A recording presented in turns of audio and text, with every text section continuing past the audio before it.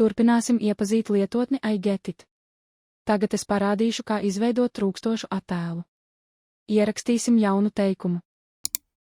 Tu gribi banānu? Dažkārt tulkojot frāzi attēlos datubāzē var nebūt atbilstošas kartītes. Tad redzēsiet trūkstošu attēla ikonu.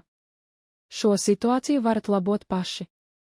Noklikšķiniet uz ikonas un atvērsies jauns loks. Tur jūs varat uzņemt fotoattēlu paši. Augšupielādēt attēlu no ierīces. Šie attēli būs redzami tikai jums, tie būs privāti. Jūs varat arī uzzīmēt attēlu vai ģenerēt to, izmantojot mūsu MI asistentu. Šajā gadījumā attēlu redzēs visi lietotnes lietotāji. Šajā piemērā izvēlēsimies attēla ģenerēšanu.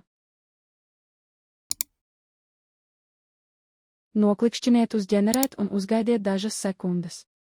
Parādīsies 4 attēli. Izvēlieties vispiemērotāko. Pēc tam iestatiet kategoriju ēdiens un apakškategoriju augļi. Noklikšķiniet uz saglabāt.